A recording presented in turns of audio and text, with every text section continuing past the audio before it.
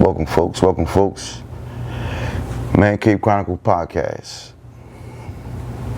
Man Cave Chronicles. We're gonna do this one here a little different. This go around. It's your boy VA Poe. As y'all know, my man Stride, he not here right now, but he would have been here. But shout out to Stride, man. This episode, I'm gonna take y'all back, man, to the year 1985. So this episode is pretty much primarily about my life story in my lifetime. VA Poe story. 85, the year I was born, July 26. 85 was the year that Reagan was president also. Ronald Reagan was in office at that time. My mom and pops, fresh from Carolina, came to Virginia. I was originally born in Heidelberg, Germany. Yeah, I said it, Heidelberg, Germany. I've never been back.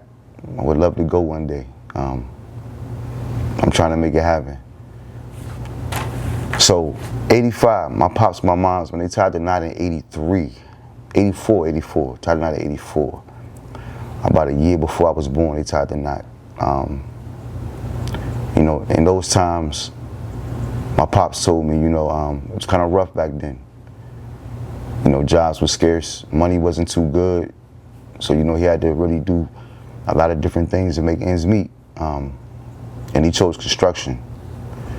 Construction was like one of the things, the way he took on the niche of building things. He was good with his hands. So, he could build quite a few things. And that actually would play a major role for me later on in my life. You know what I mean? So it kind of helped me out, seeing my father, coming up, building certain things. My mom was more of a stay-home mom in those times. She pretty much, watched me. It's pretty much primarily me and her a lot. My pops was in the military, so he was always moving around, doing what he had to do, pretty much. And then once he got out the military, he ended up getting on with the truck service and started driving trucks. So 85 was like, I guess, one of those times for him, the way he was just pretty much hustling and grinding just to provide for us, And as time went on, we ended up coming up here from South Carolina to Virginia. And the first place we landed at was Jefferson Houston Village. So for those who don't know, I'm originally from the Ville. I'm a Jefferson Houston baby, Village Mob baby. I was raised there all the way up until I was about 8, 9 years old. So I know a lot of people from out that area. So, it's a good thing. It's like a gift and a curse, knowing a lot of folks. You know what I mean? And I say about between 8, 9 years old, we ended up moving to the west side of Alexandria. But before all of that, before I get into all of that, Jefferson Houston Village kind of pretty much, it groomed me a little bit for later on purposes, within my life. It showed me how to be tough. I got my first few fights out that way. Growing up in the Ville was fun though. Everybody in the courtyard. Used to have water balloon fights, water gun fights. I remember I used to get watched, by Miss Clarice and Miss Peaches back in the day. And a lot of y'all from the Ville, y'all remember Miss Peaches. I know y'all do. You know what I'm saying? And Miss Clarice. Miss Clarice was like my grandmother. She's like a grandmother to me, man. She really was real strict and real hard on me back in those days. Wasn't too much you can get by her. And Miss Butler. Miss Butler was another one. She had the best biscuits on the block, the best biscuits. And anybody that know her, I know y'all know what I'm talking about. You know what I mean? But as time went on, I would see people or certain individuals, making their way throughout their life within the Ville. And I watched some of the hustlers on the block and how they used to move and, how they would, tending their business pretty much. So that was kind of intriguing to me at those times, as a young kid coming up in that area, you know. And then I would gradually make my way to the west side of Alexandria, Duke Street. And this is where the story starts to get interesting, because from 9 to on, pretty much, just a lot of things going on, man. A lot of things going on. But I'm gonna try to keep it short and sweet for y'all. Not too long. So moving to Woodbridge. So my pops ended up, he ended up making a way to the point where, he got us up out of there, off the west side. But let's rewind. I'm tripping. I'm going too fast. Let's rewind. The west side of Alexandria. So the west side of Alexandria, as I'm coming up as a young kid, about 9 years old, I say, I ended up meeting a bunch of different people out that way. When I moved from the Ville to the west side, I linked up with a lot of good dudes, man, in that area, and we all became like, it's one big family, one big crew, and it was a lot of us too back in them days. It was a lot of us, man. I could sit here and name a lot of names, but I'm not, but it was a lot of us, a lot of good dudes that I hold dearly to my heart to this day, you know what I mean? But growing up in those times, man, we all pretty much was trying to find our way, as young individuals. And basketball was like one of the things that where we kind of pretty much came together as one and knew we had something all in common, basketball. That was like one of the big things back in the day on Duke Street. We all could ball, man. I mean, every last one of us could ball, and it was crazy because them Duke Street courts used to be packed back in the day. But growing up, as time went on, we kind of gravitated away from the basketball court into the streets. And, around those times, man, it got wild out there after a while, beefing with certain individuals and beefing with certain different areas of Alexandria, man. It was crazy, in those times. That's why I pretty much learned how to use my hands and rumble, So I wasn't scared to throw a punch or receive one. So growing up then, you had to be able to take a punch. And if you couldn't, then you was a coward, Wasn't nobody shooting no guns like that, man. We really wasn't thinking about no guns around that age, around that 14, 15, 16 age. It wasn't necessary, you know what I mean? But coming up in those times, man, it was a good time because I was able to groom my skills from fighting, but also groom my skills to hustling too, The thing back then was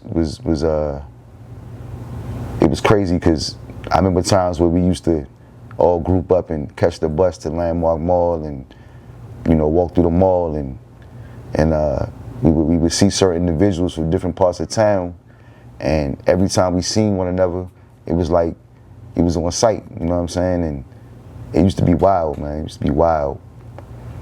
But as time went on, I got away from all that, I turned 16 years old, about 15, 16, one of the two. And my pops, he ended up telling us we was moving to Woodbridge. But before that, I ended up getting into an altercation back then, around that time, a couple months prior to us moving. And I think that's what did it for him, that altercation. And he pretty much was just like, we packing up and about to leave. Had I stayed out Alexandria, I feel like, I don't know where I would have been, to be honest with y'all. I could have been dead, or I could have been, locked up somewhere had I stayed out there, but it really didn't matter because I was gonna find my way back to the streets regardless, whether he moved me away or whether I stayed. It really didn't matter, and I'm just being honest, Around those times, I really didn't care too much about what my parents thought, and just me being a young kid, man, I think when we young and rebellious, we tend to do that a lot. So I just would find my way back, and I knew I would eventually, You know, some shape, some fashion, some form I would. So we ended up packing up and moving to Woodbridge. Woodbridge, and that's where it gets real interesting when we get to Woodbridge, man. So we moved to Woodbridge in the year 2000. 2000. I never forget that day. Summertime, 2000. Crazy day, crazy day. We moved to Woodbridge. As soon as we hit Woodbridge, you know, the courts and basketball courts are packed. So it's a bunch of people out there, so I'm like, all right, cool. I'll finally be able to make some friends out here, you know. And but my mind was still on Alexandria, though. You know, I was so used to the friends I had out that way. I really wasn't too fond of the people out in Woodbridge at that point in time. You know, I really didn't care what was going on out there. I just wanted to meet some people and head back to Alexandria if I could, you know. And I would eventually. I linked up with a couple of good dudes in Woodbridge too. And I think that's where like my story really starts to begin. So around that time, I'm about 16, 17 now. About 17. I meet an individual, you know, and he starts to pretty much groom me into becoming I say just finding my way around the area and just homing my craft on what I'm you know trying to become pretty much. This individual was a real good friend of mine, real close to me, man, and we still friends to this day, you know what I'm saying? But he was a hustler, real hustler, you know what I mean? A lot of cats, man, they kill me with the word hustler, man, or you know, gangster or whatever you want to call it, but you can call yourself gangster or be a gangster, and you don't have to kill. You know, being a gangster don't mean you gotta murder and kill, man. You know, being a hustler don't mean you gotta kill somebody or murder somebody. That's not what it's about. Hustling is about finding your path and getting your family or your situation and making it better, you know, and trying to really make some money and, you know, get about the situation that you in. And that's what I was about, you know what I'm saying? I wanted to make however much money I could to provide for my parents and my you know, my soon to become family. And he molded me and groomed me into the individual I was pretty much trying to become. So around that time, you know, I'm 17, trying to find my way in the area. He would break me off, you know, things here and there at different times, you know what I mean? And I would do my thing, you know? And it pretty much just showed me that, you know, I knew I didn't have to be doing what I was doing, but at the same time, I was like, man, it's the money's good. The money's real good. So I didn't want to try to worry about a job too much. But as time went on, I did. You know, I ended up having my first child at, I think I was like 19 years old. I had my first kid, 19 or 20, one of the two. But I knew working and having a job wasn't really going to get the kind of money I was trying to get pretty much. But let's rewind though. Let's rewind from there too though. So, 16 years old, me and this individual, we talk about music a lot, you know, and I noticed that he loved the rap game real heavy. So he pretty much told me he had a studio, and I'm like, cool, because I make music. You know, I love to write poetry. I make music too though. So he's like, cool, let's hit the studio. So we hit the studio. And I think that's when we really realized that our relationship could be more than just hustling, you know what I'm saying? It could be a lot more. We can get some money, some real money together. So I said, cool, let's do the rap thing. So we started rapping. And he would manage me, and I would just make the music. And he would always tell me, all you gotta do, Block, is just rap, that's it. And that's what he used to call me, Block. All you gotta do is just rap. I take care of everything else. You just rap. I said, cool. So, you know, me doing what I was doing out in the streets and stuff, you know, and moving how I was moving, I'm like, yeah, I could definitely do this rapping thing. I just take what I'm doing and put it on track, you know what I'm saying? And it's my real life, so I'm gonna talk about it. And that's what I did, you know. And it worked out a lot. It worked out real good for me. 2005, a lot of people don't know. I ended up copping a major deal in 05. And that's a crazy story in itself, but to keep it short, I copped the deal in 05, you know, and around this time, I'm thinking sky's the limit. It's on and it's about to be up. I make a trip out Florida. We shoot out Florida. It's the wintertime in this area in VA, so I'm headed to the summertime in Florida. So we in a drop top. We headed south, straight to Florida. No plane. We just driving. 14 hours straight through. We on the road, you know, on 95. And as we on the road 95, we talking about different scenarios and different things that we trying to pretty much do and what we want to become, you know, as we gradually continue to progress on what we doing, street-wise and business-wise, you know. So we get to Florida. I didn't know at the time that he had me lined up to perform in front of a couple major executives at that time.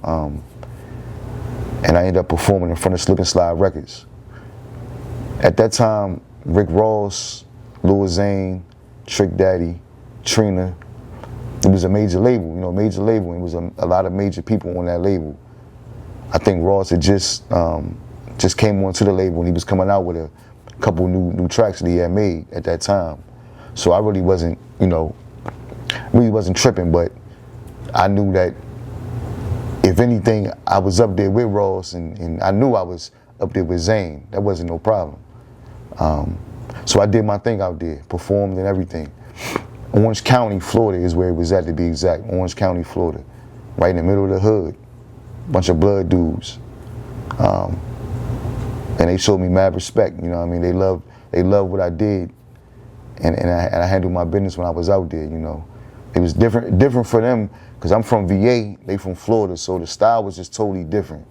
You know, it was like as if they never heard nothing like it before, but they loved it, and I loved the fact that they loved it, so I was like, cool, you know, it'll work out, you know what I mean? But I'm 18, I'm not really, you know, thinking like I'm about to make it at this point in time, but I knew maybe something could come of this, so I continued to go with the flow, you know what I mean?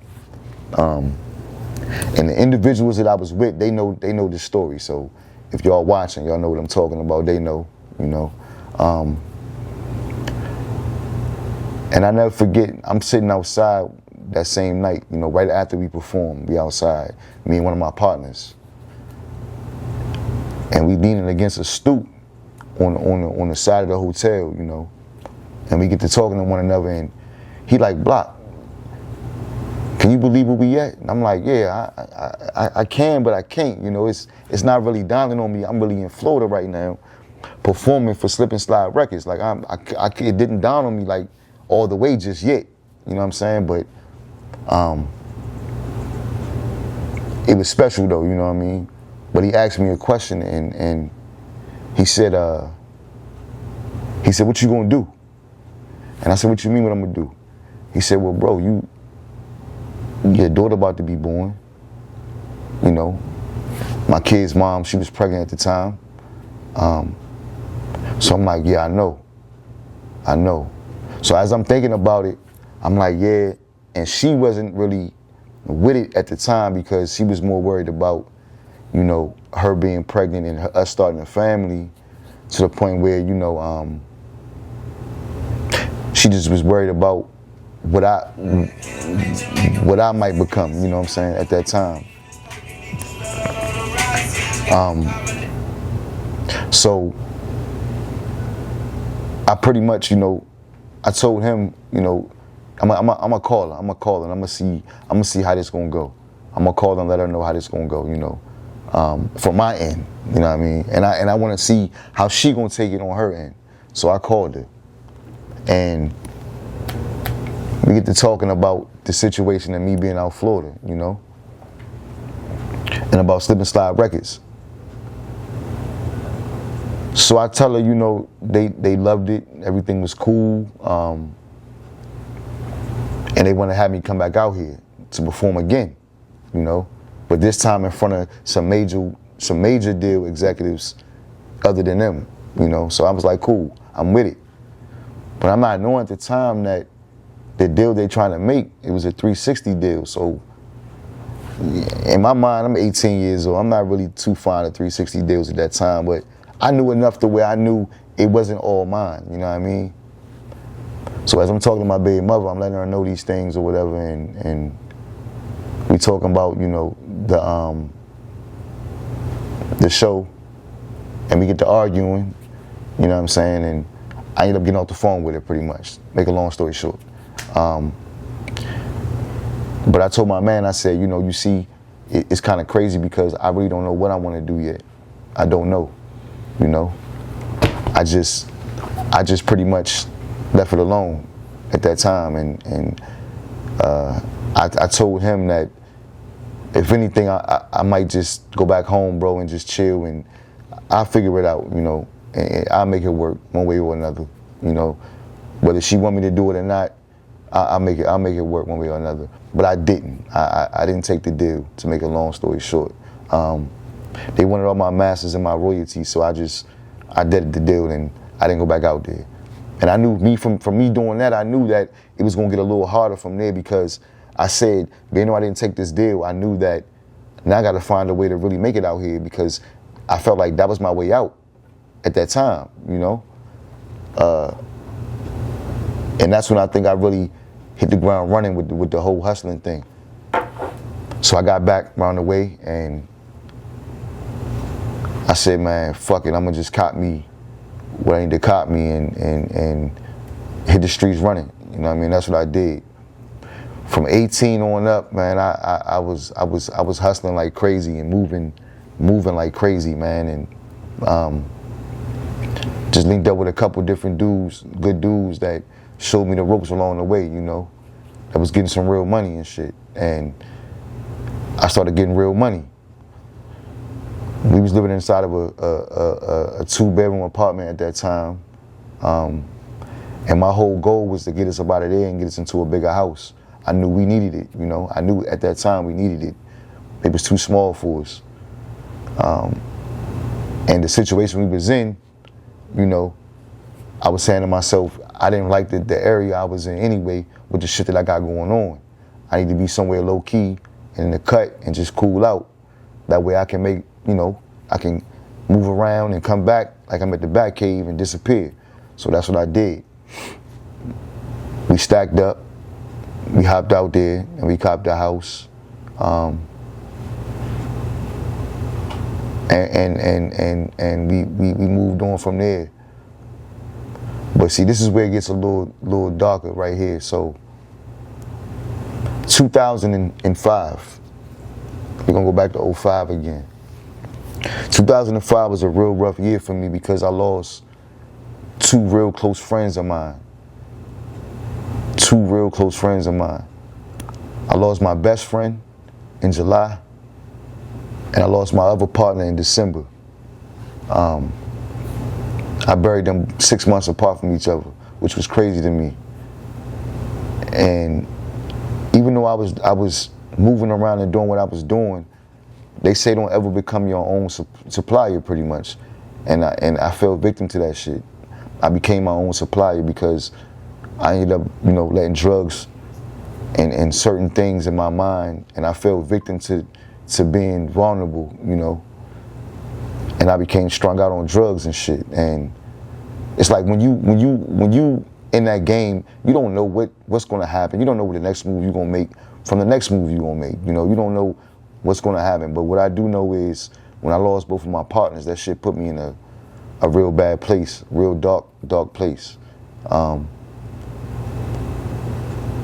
You know, and anybody that can relate to me, and I'm pretty sure there is, they know what I'm talking about. They know how I feel. So I found myself, you know, at times digging myself into my own hole. You know what I mean? I would crawl in there and ball up like a baby because I was missing my partners. You know, because I actually felt like my best friend when he died, I felt like it was my fault for some reason. You know what I'm saying? And that fucked me up for a long time. And you know, as time went on, nobody really ever asked me how that shit made me feel, but I kind of just buried it and left it where it was at. You know what I mean? The day my partner died, he was on his way to pick me up, and he was rushing to come get me. So that's why I feel like, you know, it was my fault. Had he not been rushing to come get me, maybe he would have survived. You know what I mean? And maybe he would have made it. But I felt like it was my fault. You know, when I got the phone call, I was shopping. I was in the mall shopping. You know, and a couple cats that was with me, you know, they heard what was going on, and they asked me, you know, did they want me to take me to the family's house where we had to go to find out if it's true or not, or what's going on. So I'm like, yeah, cool. But before we do that, I'm steady calling his phone, blowing his phone up, you know. And I got no answer. It would consistently go to voicemail. I got no answer. So at that point in time, I'm like, damn, this shit might be true. But maybe he really did die. Maybe he's dead. Maybe he really is dead. You know? It didn't really dawn on me. I didn't want to believe it. So once we got to where we was going, when I walked in the house where we was going, you know, where we was riding to, that's when that shit hit me, and I couldn't take it. I just lost it. You know what I mean? And it was for real. I just lost my partner. Just lost one of my best friends. You know what I'm saying? To some shit that I shouldn't have lost him to. You know, Fly was different, man. Fly was different. And I don't know if you guys or any of you out there ever had any friends, some real friends, like a real friend, you know what I mean? Like a real friend, you know what I mean? Somebody that really like just looks after you, that don't take no shit behind you, you know what I mean? And just really cares about you, you know what I mean? That's what kind of friend Fly was, man. That was my brother. It's my dog. You know what I mean? My dog. So once we ended up burying Fly, and by the way, I buried Fly 3 days before my birthday. I buried Fly on July 23rd, 2005. My birthday was July 26th. So I buried Fly, and that was like one of the hardest things I had to do in that time in 05. That year was just terrible for me. I didn't even want to go on after that, to be honest with you, but I knew I had to. You know what I mean? My daughter was about to be born a year later. And I always wanted Fly to meet my daughter, man, but that shit never happened. But, you know, I'm pretty sure he sees her where he at. You know what I mean? That was a big thing to me, because we always talked about our kids, man, and one day how it would be when we had kids, you know what I'm saying? But then I let 6 months go by, a couple months go by. You know, I'm trying to get back on track, but I'm still doing shit that I shouldn't be doing. You know, when it came to the drugs and shit. I'm still on drugs at that point. I'm on drugs and I'm moving drugs. And that's not a good combination, you know what I'm saying, when you trying to make some money out here. You can't be your own supplier. Once again, you can't do that. It'll never work, you know. But I'm moving weight, and I'm taking what I'm moving at times, you know. I'm doing what I'm moving.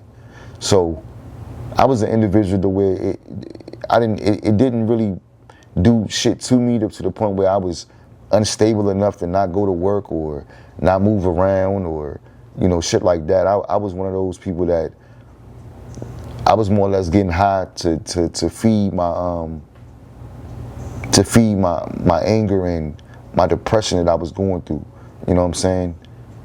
That's the only way I could cope with what the fuck I had going on. You know?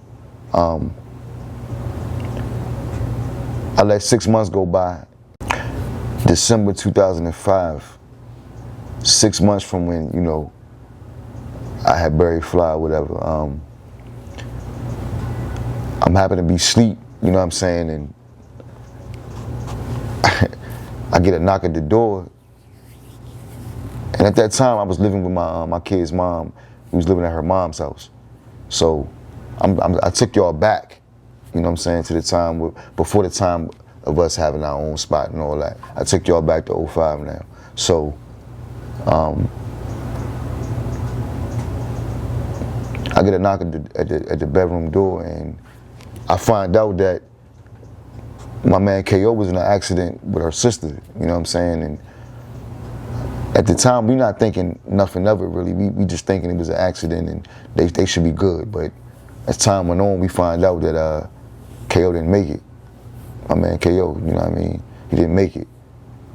Amber survived though. She survived, but KO didn't. And all I could think about was Fly at that time. Cause I'm like, damn, I just buried Fly. And I'm about to bury my other man? Like, I didn't know what God had in store for me at that point. I'm like, I don't know what's going on, but there's a lot of death around me. Not only did I lose Fly, not only did I lose KO, but my cousin get killed in the same month too. And me and him used to be together all the time also. So it was just a lot of things going on around that time in 05, man. 05 was a terrible year, man. Just a fucked up year for me. And I couldn't take it. So I just found myself just deeper and deeper into depression. But it's funny because it's like people don't really know when you're going through shit. They see you every day. They talk to you every day, but you find ways to hide that shit, and I was good at hiding that shit, you know. And shit just got darker for me, you know. But I ended up putting myself in a bigger hole. And what I mean by a bigger hole, I continued to hustle. And I felt like by me hustling even harder, it would get my mind away from me losing my partners and get my mind off of the bullshit, you know. So I hit the streets again, and I just kept hustling. And it seemed like over time, the weight got bigger and bigger for me. And I'm not really realizing that, you know, I'm going from small time hustling to now I'm playing a real game now, you know what I'm saying? And I'm dealing with real weight now, you know, and I'm moving at a rate to where I wasn't supposed to be moving at that rate, but I was, you know. And I didn't really realize it. Don't really dawn when you hustling. Don't really dawn on you too much that you really like moving what you moving, because you're not really thinking about that. You just thinking about the money that's coming. You know what I mean? I found myself taking trips out of town and, you know, moving around different places and shit like that. But I knew deep down inside this shit wasn't me at all. I knew I was better than this, and I was bigger. It was something bigger for me than just out here hustling like I was hustling, you know what I mean? But I'm young, I'm not really thinking about it.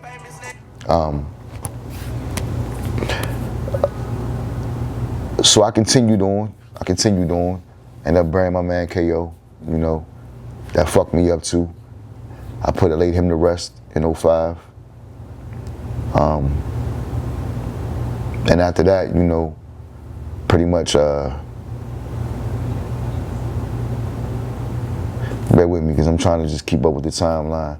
After that, you know, I pretty much just started making mistakes, I would say. Mistakes was made because I'm too busy thinking about my homeboys and my partners and money and shit. I'm not realizing that the police watching me, the feds is watching me at this point, and I didn't know it, you know.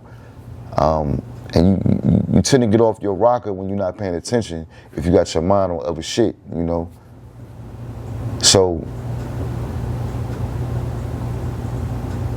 I never forget the first time I got pulled over, and I said to myself, it didn't dawn on me that they was watching me then, but it made me feel like something wasn't right. I got an uneasy feeling like maybe I need to put this shit down. I got pulled over one night, and I had my son in the car with me because he was just born. And this We be speeding up to 2012 now, by the way. He was just born. And as we leaving the hospital, I get pulled over. Right before I hit 95 to go back south, I get pulled over. And it's crazy because I'm like, I got my kid's mom in the back. She had just had a baby, and the cop didn't give a damn, you know? He's looking inside the back seat. He sees my son in the back seat. He sees my kid's mom in the back seat. I had a stash spot right in my console. When you know where the radio be at, I had a stash spot right there. So if you hit a button, the screen would flip up. You hit a button again, the screen would flip down, but a compartment would come open. And I used to stash shit in that compartment. So whenever they would pull me over, I used to hit the button and the screen would go down and it looked like a normal radio in the front, but it was a pop out. So I hit the button so it can go back in. Cause I had should have been there at that time. But he pulls us over, he sees her in the back, sees my son in the back, he comes to the driver's side window, and the first thing he says to me is, "Could you step out the car?" And this is even before he asked for my license and registration. And I'm like, damn, you gonna ask for my license and registration? What are you pulling me over for? And he just kept asking me, "Just step out the car, sir." So my kid's mom, she's yelling in the back like, "Just step out, just step out." So I said, "I'm gonna step out." So I step out. But me knowing I'm not really thinking about it, I'm not tripping. I'm dirty, but I'm not too dirty. So I didn't think nothing of it because the compartment was sealed up and it was cool. You know, they wouldn't have found nothing. So I get out, takes me to the back of the car, to the trunk, tells me to spread my legs. He wanted to check me. So he illegally checked me pretty much, you know, searched me illegally as hell. And I knew what was going on. I knew what was going on. I knew that it was a problem.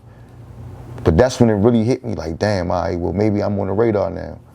Maybe, just maybe I'm on the radar. They called another cop up for backup. It was a female cop. So I'm asking the officer, like, damn, you doing all of this for a traffic stop? Like, what's really going on, you know? This can't be just for a traffic stop. You know what I mean? So he tells me, you know, we had a call about a suspicious vehicle in the area, and all this extra bullshit. Now keep in mind, I had a black Impala at that time, all black, had rims on it. So yeah, it may look suspicious to some people, tinted out, dark, you know. But I'm just a normal dude, you know, I'm a normal dude just coming through the area trying to get home. I just had a child, you know what I'm saying? I'm trying to get home, so. But I knew I wasn't stupid, man. I wasn't dumb. I knew what it was about. So I let it be. I get back in the car. Me and my kid's mom is talking about it the whole time, you know what I'm saying? And I'm like, yeah, maybe I need to slow down a little bit. But me, you know, I didn't slow down. I went even harder, like a dummy, you know. Shit just crazy. So that leads up to me getting pulled over again, that was it. That's when they finally hit me, man, and that's a crazy story in itself.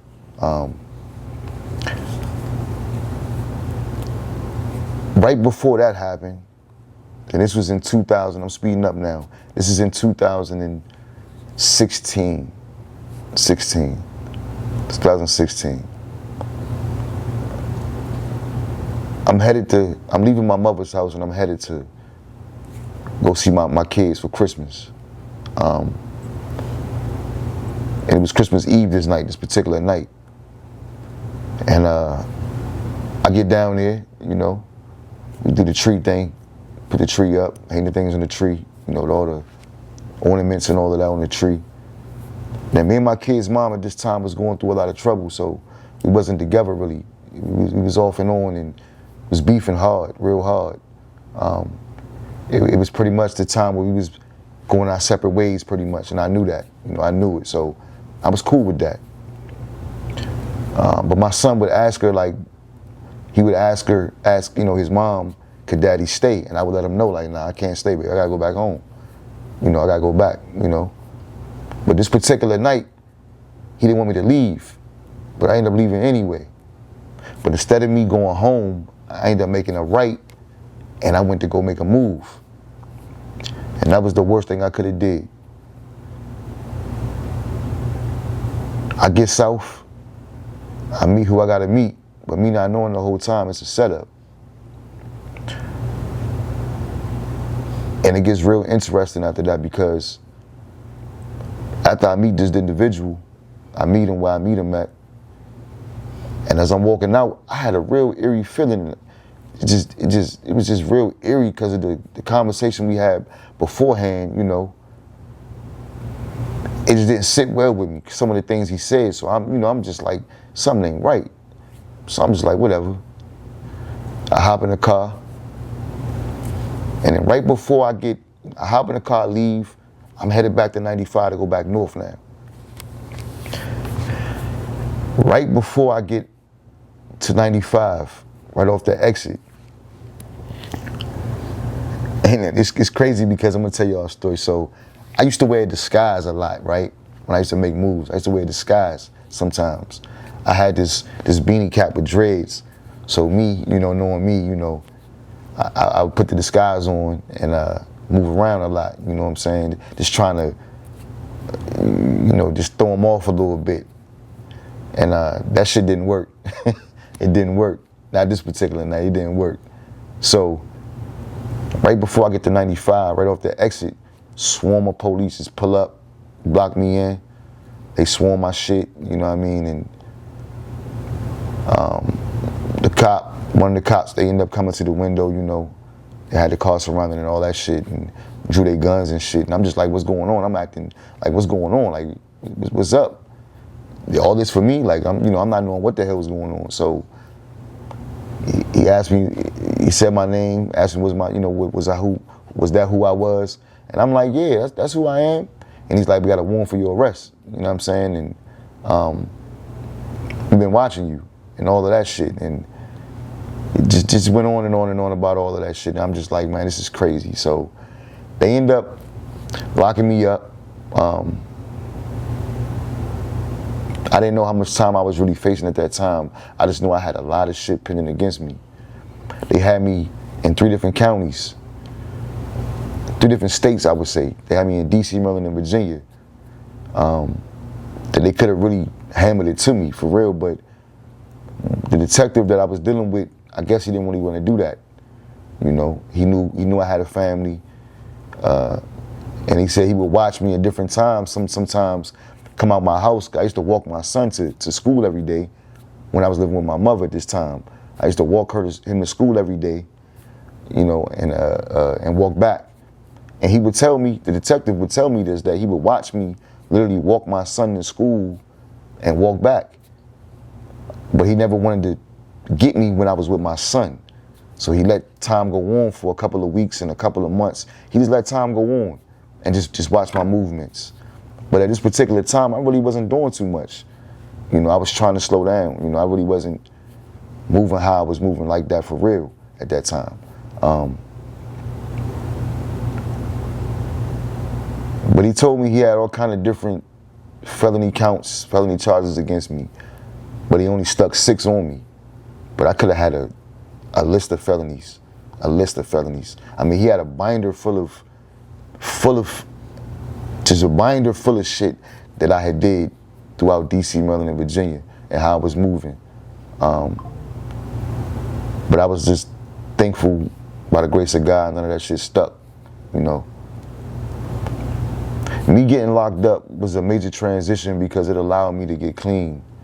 It allowed me to deal with myself. It allowed me to stop hustling. It allowed me to, you know, get away from the streets and shit. So when I got locked up, you know, it was only me and only me at times. And I kind of found myself veering off from just life at times, man. I found inner peace for some reason. Even though I was where I was at, I found peace in that cell, man, because when you by yourself, you only can talk to yourself and God. And I started talking to myself and God. And I would find out that the answers that I would answer myself with, I felt like they was really coming from God when I was answering myself, you know what I'm saying? And pleading out and begging for help and praying that I make it up out of here safely. And and get back to my family and what really matters and shit. But I knew I wasn't going nowhere no time soon. I knew I was gonna be here for a minute. So I had to do the bid, you know what I mean? I sat down for a little while. But I found myself when I was in there, and I prayed and prayed and prayed and prayed. I prayed for a good woman. I prayed for strength. I prayed for just my kids. I prayed for my family. I prayed to get better. I prayed that I could just become a better man, a better individual, period. And it's crazy I say that because I ended up bumping into my wife, you know, and I'm not gonna mention her name because she don't want her name mentioned, but I ended up bumping into my wife, and it's kind of ironic because her name is like a testament to my story, and I had to really think about that shit, and I knew that I prayed for exactly. I knew God was listening to exactly what I was praying for, and it was a scary thing because I knew there was a God. I believe in God, but I'm like, yo, like, He really must hear me for real because her name is what her name is, and it was just ironic, you know. But I didn't know how long that was gonna last either, to be honest with you, because right when we bumped into each other, I was still dealing with pending charges that I had, you know. And I didn't know that I didn't realize, or I didn't grasp that she was really if she was gonna stick around or not, you know what I'm saying? So I didn't really break it to her right away. I kind of held on to the fact that I still had pending charges going on, and I might be going away for a little longer than what I went away for the first time.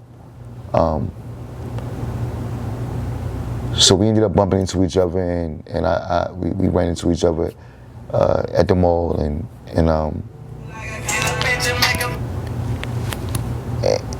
and I hadn't seen her almost 18 years from the time that I did see her, because we had grew up together. We came from the same hood, from the same block, you know, me and her. And she was a youngin', you know, she was always younger than me, you know what I'm saying? But I never paid her any mind when coming up, you know, in those times. But she would always tell me that she always had a crush on me. And I never paid it no mind, you know.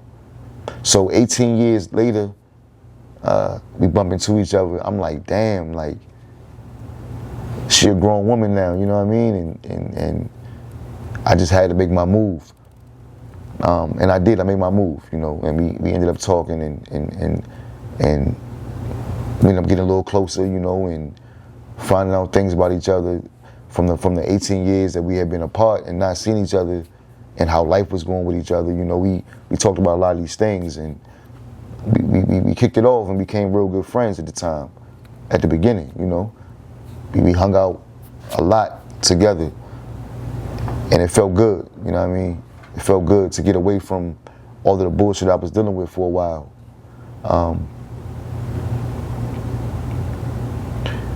And I felt like gradually, you know, she was changing me, kind of, sort of. It felt like that. She was changing me. And she was. You know what I'm saying? She was. I can be honest. She was changing me. But I had to break the news to her. I had to break the news to her. And I had to find a way to let her know that I wasn't, I might not be around for long. You know what I'm saying? That I don't know how long this may last, but if you down to ride with me, we can ride, you know? And she told me, you know, as long as it's not over a certain amount of years, and she cool, you know what I mean? And I was like, all right, cool, you know? I let it be what it was. So we talked that out. Make a long story short, she went to court with me. She rode the bid with me, you know. But once I came home from that bid, once I came home, my wife turned me into, she changed my ways, man. And not only did I have to get away from being mentally drained from that hustling shit, I had to get away from my ego too, you know what I'm saying, and thinking the shit that I used to think. You know, I was still moving off of a hustler's mentality, and I just didn't know how to operate the way that I needed to operate as a good man or a good boyfriend at that time, because that's what I was.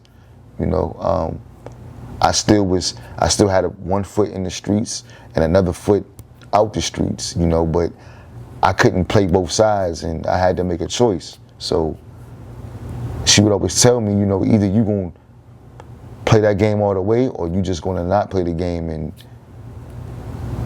we do this. But if I played the game, she didn't want to be around, so I chose not to play the game. I stopped doing what I was doing. You know, I was off the drugs. I was done with hustling. But I knew once that happened, the money wasn't gonna start coming. The money wouldn't come fast like it was before. I knew that.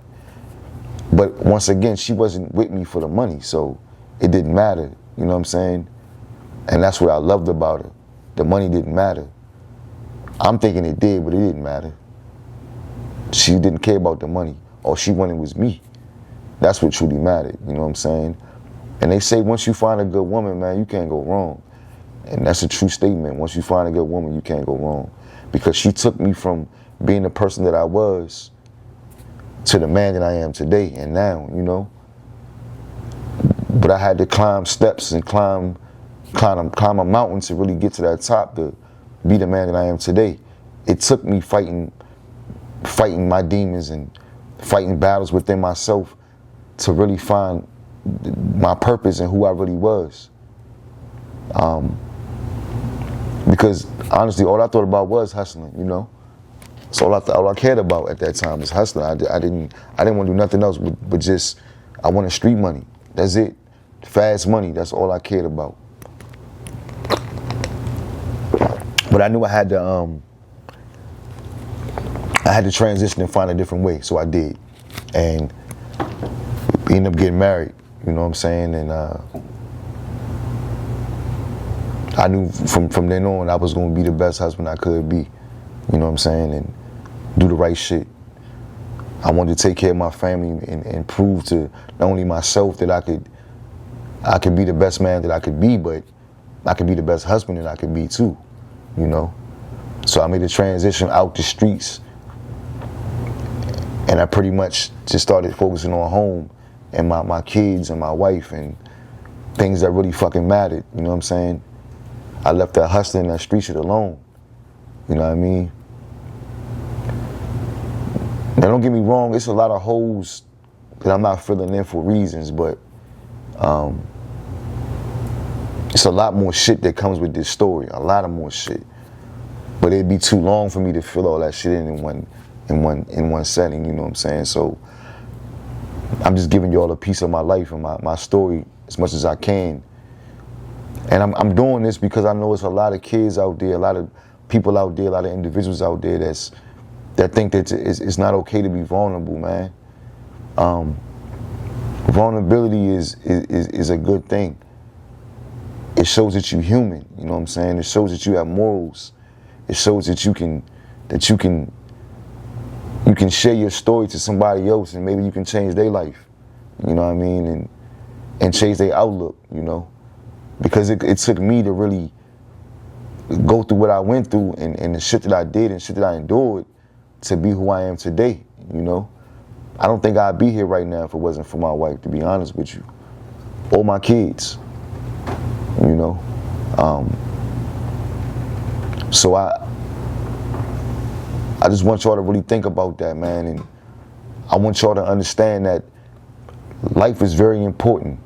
If you got problems with depression, or you have problems with being in the streets, or problems with your home life, whatever you may be going through, somebody else always going through it worse, man.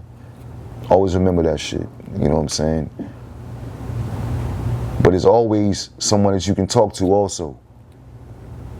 There's some good people out there that can give you the tools that you need to transition to what you're trying to do And if you're trying to make a change, you got to make a change.